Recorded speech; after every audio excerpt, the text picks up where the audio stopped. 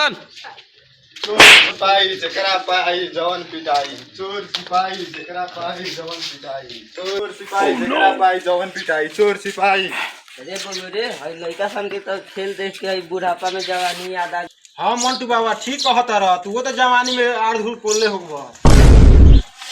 चल जवानी के बाद का पूछ ले बारी बुढ़ापा समय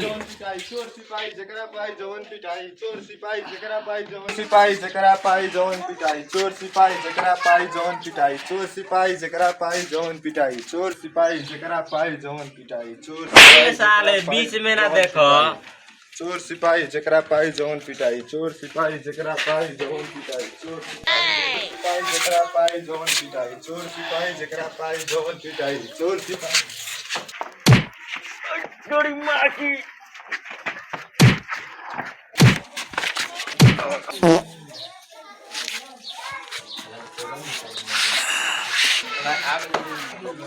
बड़ी बिजोर के मरला करे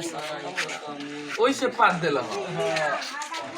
पाई जवन पिटाई चोर सिपाही जकरा पाई जवन पिटाई चोर सिपाही जकरा पाई जवन पिटाई चोर सिपाही जकरा पाई जवन पिटाई।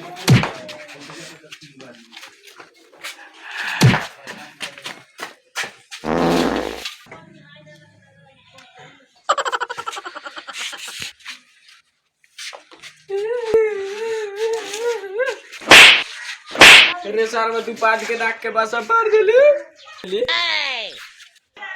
हम का करी जब मात्रा का छराक छराक तबे तो का पाट के जान ले बका ए बगुए का लड़ल बा संधा के हुर दसन ए बाबा ए बगुए का लड़ल बा लगिन जब ओइसन बात ध के कुछ हुर दो लगिन ए बगुए का लड़ल बा लगिन जब ओइसन बात ध के कुछ हुर दो लगिन ए बाबा ए बिल छोड़े कि ध के कुछ हुर देब